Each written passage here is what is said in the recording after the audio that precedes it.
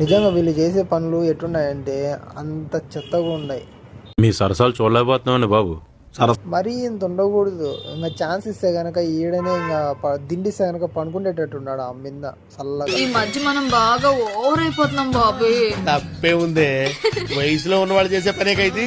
అవును నిజమే, వయసులో ఉన్నప్పుడే ఇటాటన్నీ చేయాల్సిందే. ఇటాటన్నీ ఇళ్ళల్లో చేసుకుంటే బాగుంటది. రోడ్ల మీద చేసే గనక ఇదో ఇటుంటది. సిగ్గుండాలరా, యుద్ధం కూడా ఆ తర్వాత ఆపేస్తారా.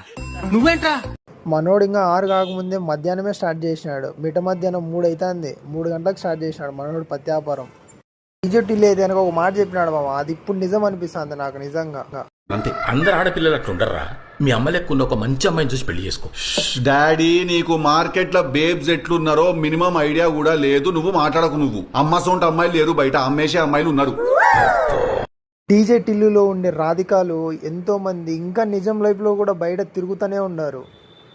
అలాంటి రాధికా జాతికి చెందిన ఆవిడే ఈ రాధిక, నల్ల ముసుగులో ఉండే రాధిక. వాడిని లేయమను మామ, సూలు లేకుండా నేను. ఎవరెవరికో ఇచ్చావు, ఎందుకు పనికి రాని వాళ్ళని కోటీశ్వరుని చేశావు? అన్ని అర్హతలు ఉన్న నన్ను ఎందుకు ఇలా వదిలేశావు మమ్మీ? నేను ఏం పాపం చేశాను? నా మీద దయతో వజ్ర వైడూర్య మణిమాణిక్యాలతో ఇంత పెద్ద మూట. వజ్ర వైడూర్యాలు వద్దు, ఆ డబ్బులు వద్దు, నాకేం వద్దు. ఈ జీవితానికి ఒక లవరు, ఏకలింగం ఒక్క లవర్ వద్దా? ఒక్క లవర్నన్నా ఈ స్వామి.